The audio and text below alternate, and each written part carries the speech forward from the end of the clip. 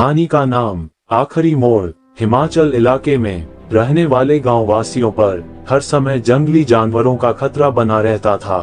खास तौर पर जो युवक घने जंगलों में लकड़ियां लाने जाते थे, उन पर कभी भी बाघ हमला कर सकते थे।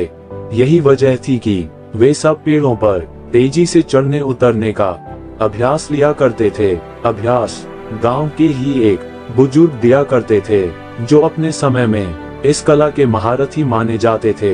आदर पूर्वक सब उन्हें बाबाजी कहकर पुकारा करते थे। बाबाजी कुछ सालों से युवाओं के एक समूह को पेड़ों पर तेजी से चढ़ने उतरने की बारीकियां सिखा रहे थे, और आज उनके प्रशिक्षण का आखिरी दिन था। बाबाजी बोले, आज आपके अभ्यास का आखिरी दिन है।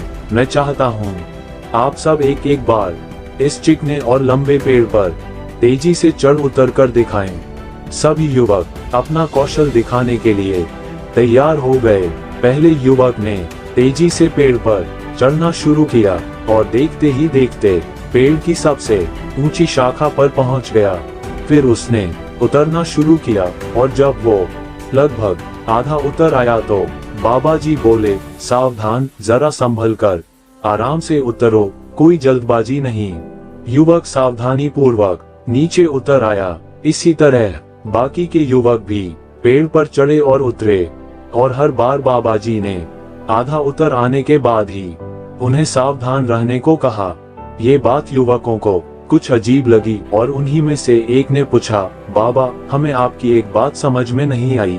पेड़ का सबसे कठिन हिस्सा तो एकदम ऊपर वाला था, जहाँ पे चढ़ना और उतरना दोनों ही बहुत कठिन था। आपने तब हमें सावधान होने के लिए नहीं कहा, पर जब हम पेड़ का आधा हिस्सा उतर आए और बाकी हिस्सा उतरना बिल्कुल आसान था, तभी आपने हमें सावधान होने के निर्देश क्यों दिए? बाबाजी गंभीर होते हुए बोले, बेटे, ये तो हम सब जानते हैं कि ऊपर का हिस्सा सबसे कठिन होता है, इसलिए वहाँ पर हम सब खुद ही सतर्क हो जाते हैं और पूरी सावधानी बरतते हैं। लेकिन जब हम अपने लक्ष्य के समीप पहुंचने लगते हैं तो वह हमें बहुत ही सरल लगने लगता है। हम जोश में होते हैं और अति आत्मविश्वास से भर जाते हैं, और इसी समय सबसे अधिक गलती होने की संभावना होती है। यही कारण है कि मैंने तुम लोगों को आधा पेड़ उतर आने के बाद सावधान किया, ताकि तुम अपनी मंजिल के निकट आकर कोई गलती न कर बैठो। युवक बाबाजी की बात समझ गए। आज उन्हें एक बहुत बड़ी सीख मिल चुकी थी।